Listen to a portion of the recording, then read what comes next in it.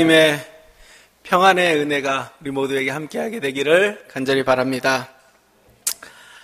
제가 한 1년 동안 한 가지 주제로 좀 말씀을 드렸습니다. 뭔지 혹시 기억하시죠?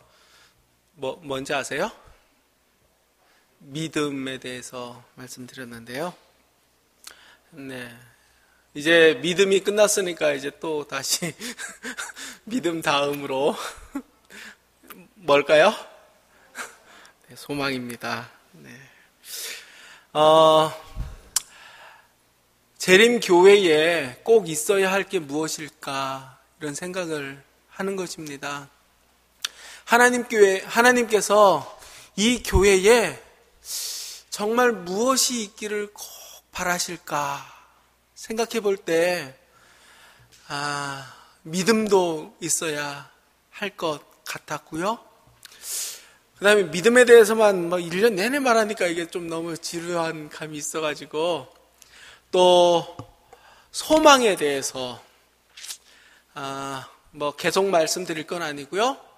네, 이번 1시간 동안만 소망에 대해서 좀 말씀드리고, 다음 시간엔 또 다음 주제로 좀 교회에 있어야 할 것에 대해서만 좀 이야기 좀 나눠보려고 준비하고 있습니다.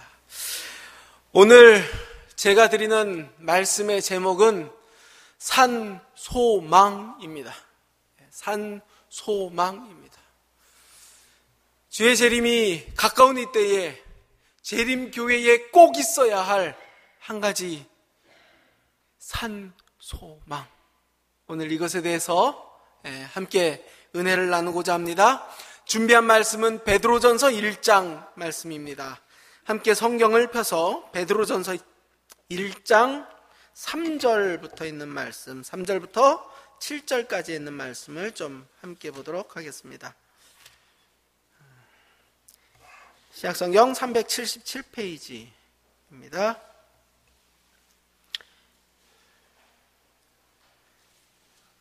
제가 좀 읽도록 하겠습니다. 우리 함께 3절, 4절 읽도록 하겠습니다.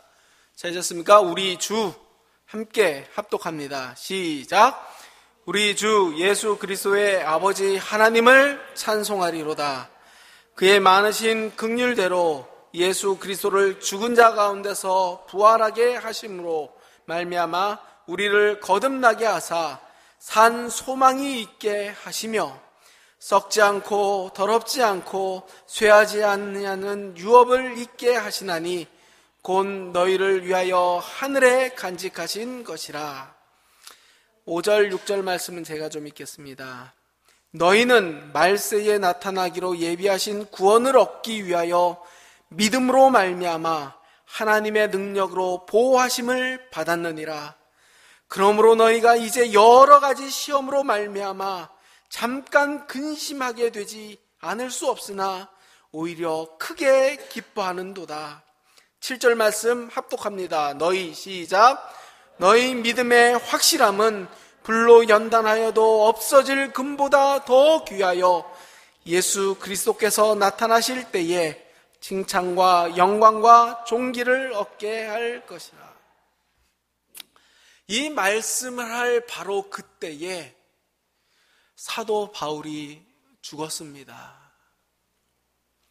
로마는 사도 바울을 죽이고자 계획하고 증언 말씀에 보면 비밀리에 사도 바울의 처형을 실시합니다. 목을 쳐서 죽입니다. 아마 사도 바울이 죽음이 교회에 얼마나 큰 영향을 끼칠지 로마는 알았던 것 같습니다. 이 즈음에 몇 년 전에 무슨 일이 일어났냐면 로마에 큰 화재가 일어났습니다. 로마에 거의 다가 화재로 다 불타 없어졌습니다. 로마에 한 소문이 들었는데요. 소문이 났었는데 그것은 황제인 네로가 술 먹고 로마 시내에 불을 질렀다라는 소문이 돌기 시작했습니다. 네로 왕자는 이 소문을 잠잠케 하려고 여러 방면으로 노력했으나 이 소문이 잠잠해지지 않자 그 희생양으로 한 집단을 택합니다. 그것이 바로 로마에 있는 그리스도인들입니다.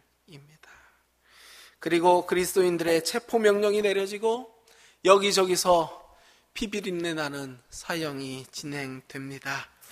살아남은 로마의 그리스도인들은 카타콤이라는 곳으로 숨어들게 되고 많은 그리스도인들이 살 길을 찾아 로마를 떠나 여러 곳으로 헤어지게 됩니다.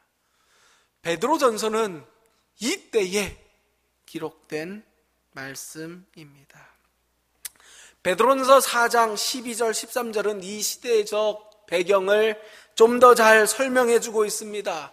사랑하는 자들아 너희를 연단하려고는 불시험을 이상한 것 같이 여기지 말고 라고 기록합니다. 베드로전서 1장 1절에는 이 베드로서의 편지를 받는 사람들이 누구인지 우리는 주목할 필요가 있습니다. 예수 그리스도의 사도 베드로는 본도, 갈라디아, 갑바도기아, 아시아, 비두니아에 있는 흩어진 나그네에게 편지를 보내고 있습니다. 신앙의 박해로 흩어진 그리스도의 교회를 격려하기 위하여 이 편지가 쓰여졌습니다. 그래서 이 편지는 시작하면서 소망에 대하여 이야기합니다. 이 어두운 시대를 살아갈 때 교회는 산 소망이 있어야 된다고 이야기하는 것입니다. 많은 이웃들이 절망 가운데 빠져 있을 때에, 이 시대에 소망이 없을 때에 어디에는 소망이 있어야 된다고요?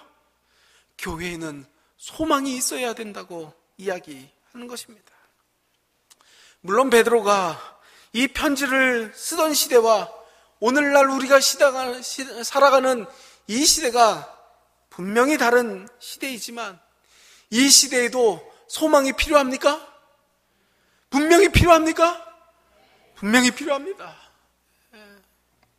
재림 교회가 이 시대에 산 소망이 있는 주님의 교회가 되기를 주님의 이름으로 간절히 바랍니다. 우리가 갖고 있는 이 절망적인 시대를 향한 소망이 무엇입니까? 첫 번째 우리의 소망은 이것입니다. 따라 하시겠습니다. 살아계신 예수님이 우리의 소망입니다. 사실 그리스도인들에게 절망은 없습니다. 그러나 기독교 시대에 큰 두 실망의 시기가 있었습니다. 저는 두 가지를 찾아봤습니다. 첫 번째 실망은 예수님께서 십자가에 달려서 돌아가셨을 때에 많은 그리스도인들이 실망했습니다. 그 실망을 대표적으로 보여주고 있는 모습이 엠마오로 돌아가고 있는 두 제자의 모습을 통해서 그 당시의 교회가 얼마나 크게 실망했는지를 우리는 바라볼 수가 있습니다. 예수님과 더불어 꿈꿨던 모든 소망이 끊어지고 이제 더 이상 내 곁에 누가 없어요?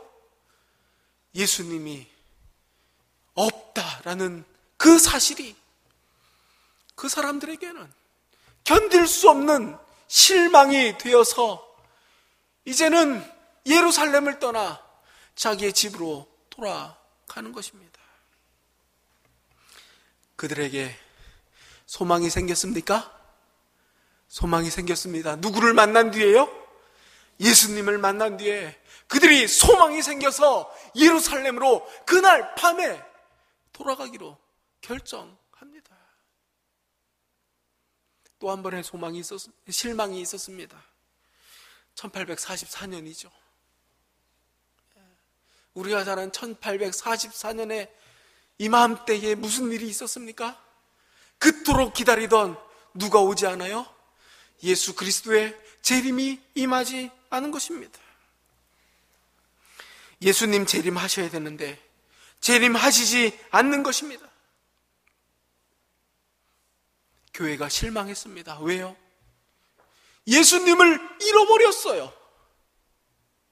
말씀에서 분명히 주님을 만나야 되는데 아무리 봐도 말씀에서 예수님을 만날 수 없었습니다. 예수님을 만날 수 없을 때 그것을 그리스도인들은 무엇이라고 이야기하냐면 대실망이라고 이야기하는 것입니다.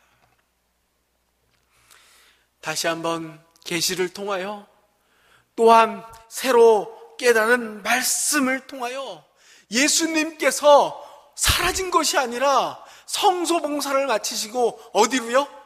지성소봉사를 시작하는 것을 비로소 깨달았을 때 많은 사람들이 이미 실망하여 다 떠나가고 정말 100명도 안 되는 소수의 사람이 모여 있었지만 이 적은 무리에게 산 소망이 생겼습니까? 산 소망이 생겼습니다. 그들이 힘을 냈습니다.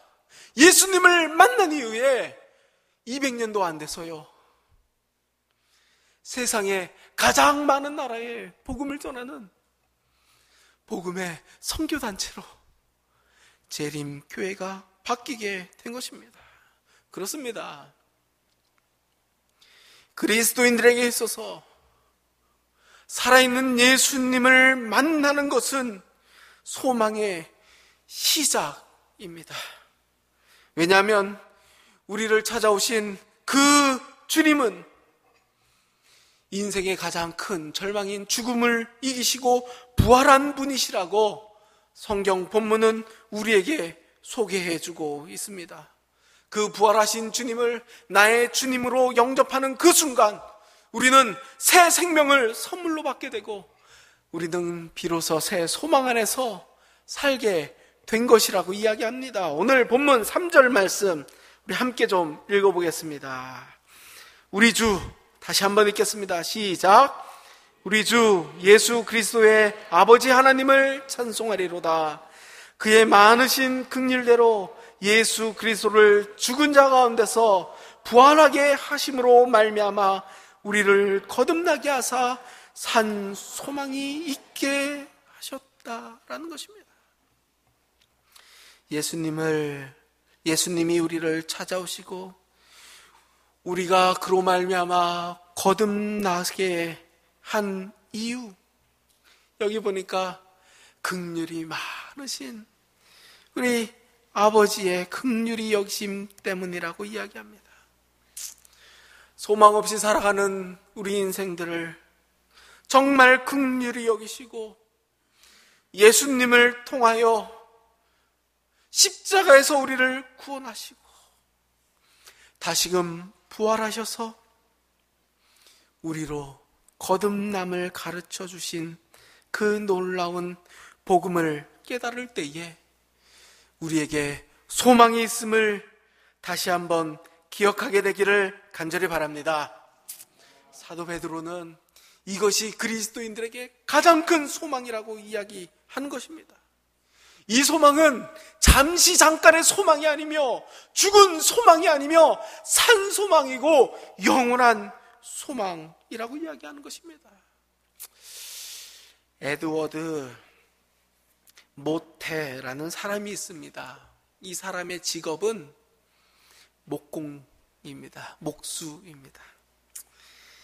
가난한 청년인데 목수로 목공소에서 일했습니다. 그리고 그 목공소에서 일하다가 예수님을 이렇게 만나서 믿게 됩니다. 그 다음부터 이 에드워드 모테라는 이 청년이요, 삶의 소망을 느끼고 열심히 일합니다. 10년쯤 지나서 그는 이제 그 목공소를 떠나서 독립해서 큰 자기 가게를 경영하는 사장님이 됩니다. 그리고 열심히 일하고 믿음의 가정을 이루고 살아갑니다. 어느 날 그가 자기 공장 뒤편에 있는 언덕에 이렇게 올라앉아서 마을에 이렇게 풍경을 보고 돌아가는 공장의 모습도 이렇게 보면서 내가 참 행복하다라는 이러한 마음을 갖게 됩니다.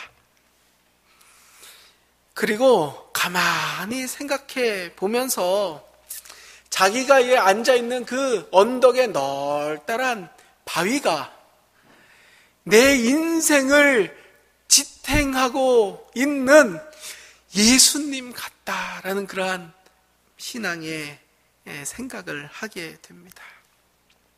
그 순간 내 인생을 이렇게 바위같이 떠받들어 주면서 나를 살게 해주시는 예수님에 대하여 그가 한 줄의 시를 쓰게 됩니다. 그것이 바로 찬미가 373장 에 나오는 에드워드 모테가 쓴 찬미입니다.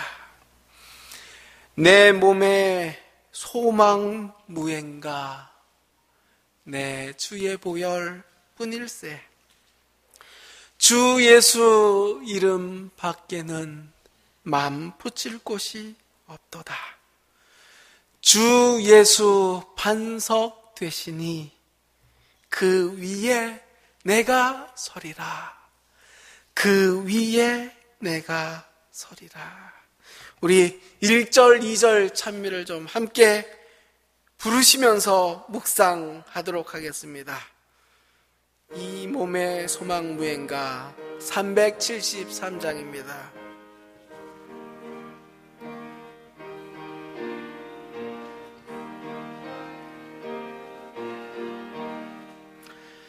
이 몸의 소망 무행가 내 주의 보혈 뿐일세 내 예수 이름 밖에는 맘 붙일 곳이 없도다. 주 예수 반석 되시니 그 위에 내가 서리라. 그 위에 내가 서리라. 비바람 불고 어두운 밤 큰 물결 높이 설렐 때 내 주의 크신 은혜에 내 배에 닿을 줄이라. 주 예수 반석 되시니 그 위에 내가 서리라. 그 위에 내가 서리라. 사랑하는 우리 성도 여러분, 살아계신 예수님 만나셨습니까? 그 예수님을 만나셨다면 우리는 흔들릴 수 없는 소망의 사람이 되었음을 믿으면서 살게 되기를 간절히 바랍니다. 이 절망의 시대에 재림교회가 가진 소망의 이유 두 번째는 따라 하시겠습니다. 예수님의 재림이 우리의 소망입니다. 우리가 소망을 가지고 살아가야 될 또 하나의 이유는 주님께서 주의 백성을 위하여 하늘의 기업을 예비하셨다라고 본문 4절이 이야기합니다. 베드로전서 1장 4절 말씀 제가 읽어 올리겠습니다. 썩지 않고 더럽지 않고 쇠하지 아니하는 유업을 잊게 하시나니 곧 너희를 위하여 하늘에 간직한 것이라. 7절 말씀, 하나님께서 예비하신 하늘나라의 소망이야말로 우리의 가장 확실한 보증이 되는 기업이라는 것입니다. 또한 이 기업을 얻을 때가 7절에 나와 있습니다. 함께 읽겠습니다. 너희 믿음의 확실함은, 함께 읽습니다. 시작. 너희 믿음의 확실함은 불로 연단하여도 없어질 금보다 더 귀하여 예수 그리스도의 나타나실 때에 칭찬과 영광과 존귀를 얻게 하실 것이라. 이 유업을 얻을 날이 주님의 재림의 날인 것입니다. 우리는 세상에서 열심히 일합니다. 주님께서 우리에게 주신 달란트대로 열심히 일하는 것은 그 달란트로 우리의 이웃을 위하여 봉사하며 살기 위해서 그렇습니다. 그렇기 때문에 우리는 아주 열심히 일해야 됩니다. 그러나 내 자신을 위해서, 아니면 나의 얻을 소득만을 위해서 우리가 열심히 일한다면 그것은 참된 재림 성도의 모습이 아닐 것입니다. 왜냐하면 우리의 소망은 썩어 없어질 금이 아닌 하나님께서 우리에게 준비하신 영원한 유업과 또한 그 유업을 받을 주님의 재림이 우리의 교회의 소망이기 때문에 그렇습니다. 확실합니까? 아멘. 확실합니다. 오늘 아까 부른 373장 에드워드 모트라는 분이 그랬습니다. 그가 정말 이러한 재림의 소망과 천국의 소망을 가지고 열심히 욕심 없이 이 가구업을 이렇게 하다 보니까 사업이 너무 잘 돼요. 너무 잘 돼요. 그러다 보니까 이게 바빠질까요? 바빠져요. 갑자기 또 바빠져요. 그래서 정신없이 바쁜 삶을 살다가 이분이 병에 걸리고 나서 번뜩 정신이 듭니다. 내가 왜 이랬을까? 그리고 나서 그가 재산들과 사업들을 아주 간편하게 정리하기 시작합니다. 그리고 교회를 세우고 평생 교회에서 내가 만난 예수님을 전하다가 77세 되던 해에 그의 평소의 소원이 말씀 전하다 잠드는 것이 소원이었는데, 전해지기로는 강단에서 설교하다가 잠이 들었다라고 이렇게 기록하고 있습니다. 이 분이 기록한 찬미가 373장 3절 4절 말씀을 혹시 기억하십니까? 뜬구름 같은 세상에 내 온갖 소망 끊길 때 내 주의 언약 믿으면 내 소망 더욱 크리라. 주 예수 재림하실 때 이 몸 거두어 주시리. 내 주의 의를 힘입어 그 보좌 앞에 서리라. 주 예수 반석 되시니 그 위에 내가 서리라. 3절 4절 찬미 함께 좀 부르시면서 같은 신앙의 고백을 하겠습니다. 373장 3절 4절입니다.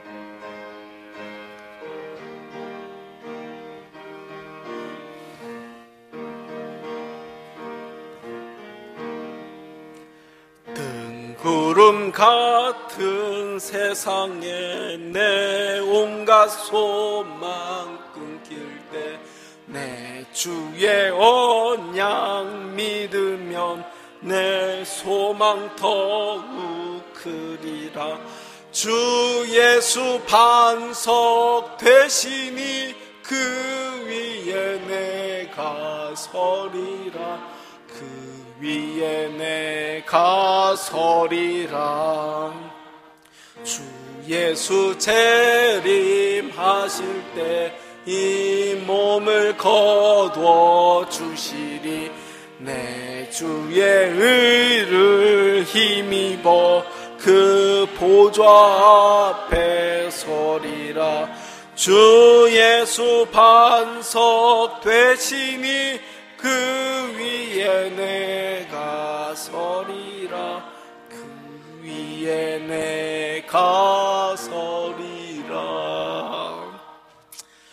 그래요. 모든 것이 변해도 변하지 않는 하나님의 그 언약, 재림에 대한 그 분명한 소망, 이 소망이 이 어두운 시대에 교회가 가진 소망의 분명한 이유가 되기를 주님의 이름으로 간절히 바랍니다.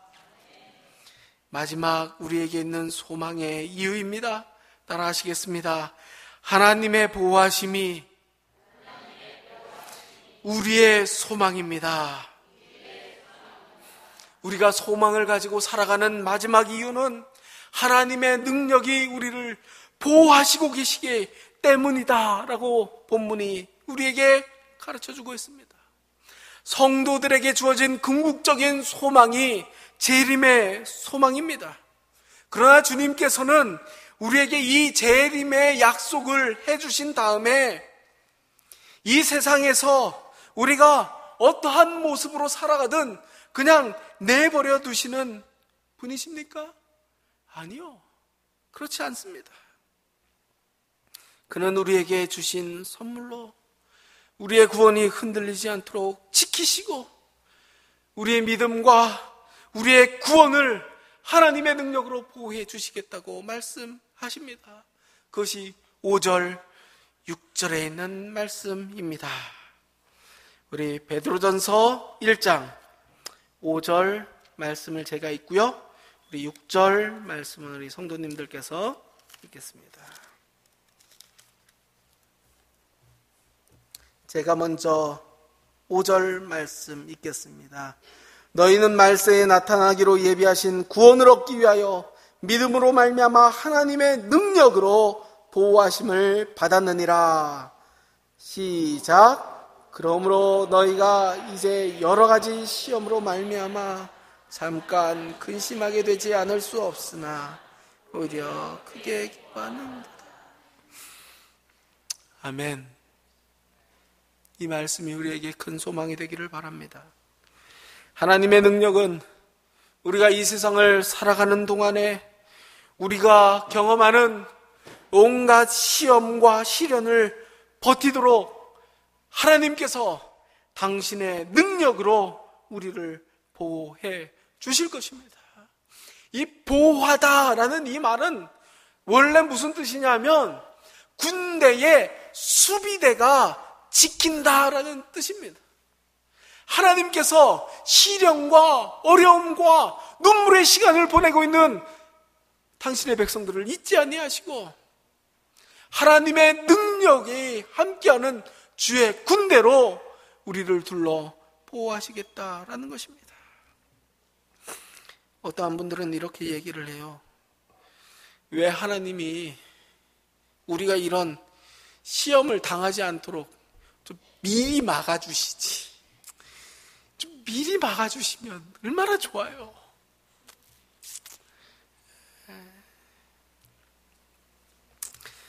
그런 질문은 저에게 하시면 안 됩니다. 왜 미리 막아주시지 않는지는 아무리 묵상해도 저도 잘 몰라요.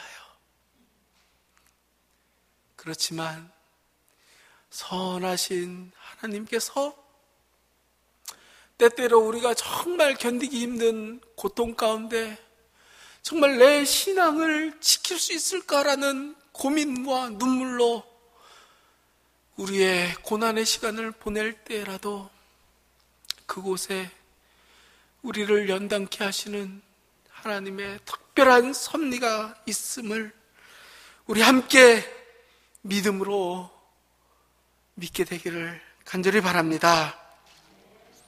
사도 베드로가 그렇게 이야기하네요. 우리의 성품의 연단을 위해서 불을 통과한 금이 아름답게 재련되는 것처럼 시련을 통하여 하나님은 우리의 성품을 빚어 만드시고 때때로는 그러한 믿음의 시련들을 통해서 세상 가운데 주님의 백성들이 여전히 믿음을 지키고 소망 가운데 있음을 증거하기 위하여 하나님께서 우리에게 이러한 시련을 허락하신다라는 것입니다. 그러나 그 과정에서 누가 지키신다고요? 하나님의 능력이 우리를 보호하고 계신다는 것입니다. 7절 말씀, 너희 믿음의 시련이 불로 연단하여도 없어질 금보다 귀하여 주 예수의 그리스도의 나타나실 때에 칭찬과 영광과 존귀를 얻게 하려고 하신다라는 것입니다. 그리고 이러한 하나님의 목적을 깨닫는 순간 우리는 시련과 시험 속에서도 기뻐할 수 있다라고 6절 말씀이 증거합니다. 그러므로 너희가 이제 여러 가지 시험을 인하여 잠깐 근심하게 되지 않을 수 없으나 오히려 무엇한다고요? 크게 기뻐한다고요. 우리 교회에 김지철 집사님의 아들 김동휘라는 형제가 있습니다. 교회에서는 제가 잘 못 봤고요. 한마음 체육대회에서 우리 동희 청년을 봤습니다. 8월 달에 이 동희 청년을 위해서 기도를 시작했습니다. 군대에 간다고 그러더라고요. 그래가지고 김지철 집사님이 이렇게 기도 요청을 하셔서 제가 기도를 드렸습니다. 그러면서 제가 김지철 집사님한테 이렇게 얘기를 했어요. 어느 훈련소 입소합니까? 했더니 논산훈련소가 안 돼요. 논산훈련소 가면 거기 노진성 목사님이 계시는데 제가 개인적으로 아주 잘 아는 분이라고, 제가 전화 드리면 동해군 갔을 때 저 재림교회에 나갑니다 라고 이야기만 하면 그 목사님이 찾아가서 우리 동희를 잘 돌보고, 정말 그 힘든 훈련소 가운데 안식일에 이 쉼과 기쁨이 어떤 것인지 정말 맛보아 알게 될 것이라고 제가 이렇게 이야기를 했습니다. 왜냐하면 제가 이렇게 보건대학에 있을 때, 보건대학은 여자들이 다 해요. 남자들은 별로 없어요. 여자들이 많은데 남자애 하나가 전화가 왔어요. 어떤 전화가 왔냐면, 목사님, 제가 요번에 군 입대를 하게 됩니다. 논산훈련소에 전화 좀 해주세요. 이렇게 얘기를 해요. 네가 침례는 받긴 받았는데 야, 너 우리 교회도 안 다니잖아. 너 어쩐 일이냐 했더니 선배가 그렇게 하라고 가르쳐줘요. 그렇구나.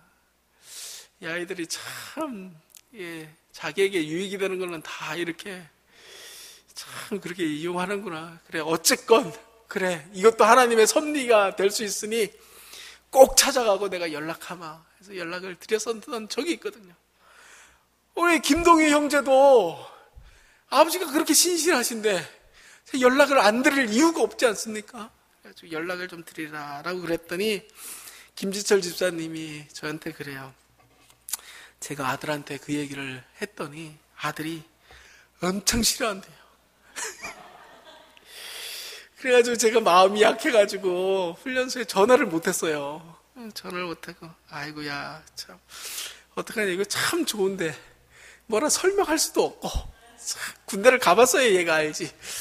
이렇게 안타까운 마음이 있었는데, 김재율 집사님 이제 입대를 해서 나중에 어떻게 아들 잘 있습니까? 했더니, 목사님, 우리 동희가 논산교회 나간다는 거예요. 그리고 어떻게 나가냐 했더니, 우리 담임 목사님이 다 연락을 해놔가지고 다 됐다는 거야. 그리고 아들이 너무 좋아한다는 거예요. 야, 그래, 이 담임 목사님의 믿음이 크시다라고 제가 저는 미안하고 막 혹시 막 싫은데 억지로 또 막 그럴까봐 졸이고 있었는데 너무 좋아한다는 거예요. 또 뭐 가서 뭐 또 이렇게 뭐 간식도 사주시고 그랬어요. 그리고 또 우리 동희 형제를 위해서 계속 기도를 하는데 신앙에 이렇게 기쁨을 맛보았다니 얼마나 기쁩니까? 근데 또 하나의 걱정이 생겼어요. 뭐냐면 훈련소 기간이 끝나면 이제 어디 가야 돼요? 자대로 가야 되는데 자대 가서 어떻게 신앙을 지키냐 얘가. 마음 같아서는 좀 자대 가서도 좀 신앙을 계속 좀 이렇게 담대하게 지켰으면 좋겠는데 참 얘가 그럴 수 있을까라는 생각이 들어서 기도했어요. 하나님, 이 청년 잘 몰라요. 예수님도 모르고 그냥 아버지가 그렇게 기도하고 있습니다. 저도 힘을 보태기 위해서 기도드립니다. 예. 이 아이가 참 그 힘든 군대 어렵게 갔지만 그곳에서 꼭 예수님 만났으면 좋겠습니다. 하나님 좀 인도해 주세요 라고 기도했더니 그 친구가 자대 배치가 됐어요. 어디로 배치가 됐냐면 논산훈련소에 있는 병원으로 배치가 됐어요. 얼마나 하나님께 감사한지. 네, 이 김동희 형제의 믿음이 참 약하구나라는 거 알게 되었습니다. 낯설은 곳 가면 어색해 할까봐 하나님께서 논산훈련소 병원으로, 그것도 피부과일